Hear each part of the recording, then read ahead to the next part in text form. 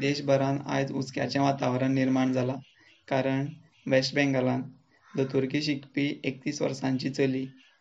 जिचेर रेप जाता ती शेगीत 1.5 दीस सुमार काम करता आनी जेन्ना मातसो रेस्ट घेवपाक रुमान वता तेन्ना तिचेर रेप जाता आनी रेप जाल्या उपरांत तिच्या कुडीची अशी अवस्था करता की ती पळोवपाक सुद्दां जायना अक्षरशा तिच्या कुडींतल्यान वेरियस पार्टांतल्यान ब्लड येवपाक लागता आयज आमी देशान अश्योच वेगवेगळ्यो केसी पळयत आसात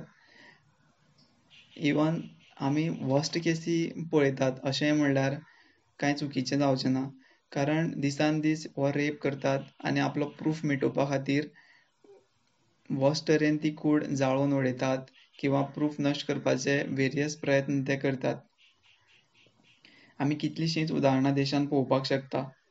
जिशा रेप आनी मर्डर 2016 ह्या वर्सा जाल्ली 29 वर्सांची लॉ शिकपी चली तिचेर रेप जाता आनी मागीर 30 फावट सुरयेन ते कुडीचेर तो रेप करपी मनीस हल्लो करता 30 फावट आमी एक सादो कांटो सुद्दां तोपत जाल्यार आमचे कडेन सोंसपा जायना पूण 30 फावट ते कुडीचेर सुरयेन हल्लो करता म्हटल्यार तेजी परिस्थिती कशी जाला आसतली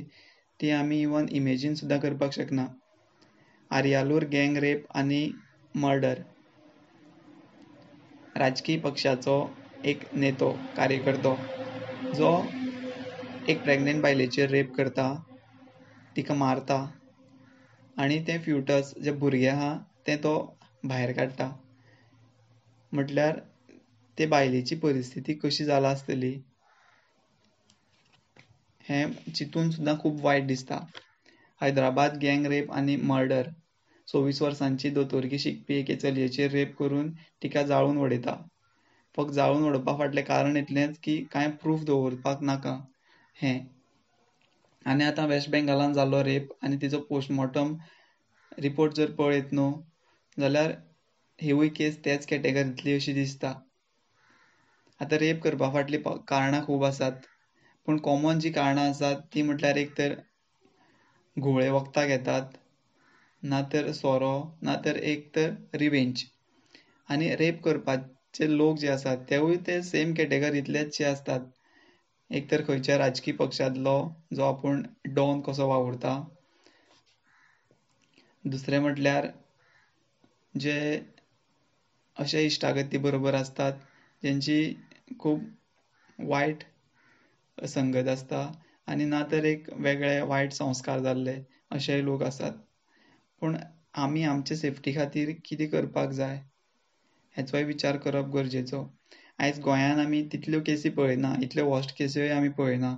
पूण खंयचो मनीस केन्ना कसली मानसिकता घेवन येतलो हाचो विश्वास ना ताका लागून आपले सुरक्षे खातीर आपणें कितेंय तरी निर्णय घेवपाक जाय आयज महिलेन सेल्फ डिफेन्स ट्रेनींग ही घेवपाकूच जाय कारण कितेंय जर एमर्जन्सी येता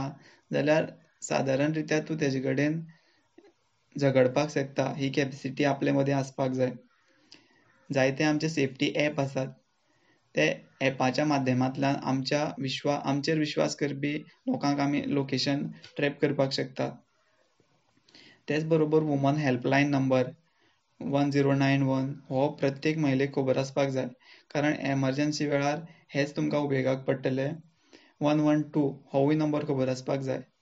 कारण आपली सेफ्टी ही पयली काम शिक्षण हें जायच पूण सेफ्टी बद्दल विचार करप चड गरजेचो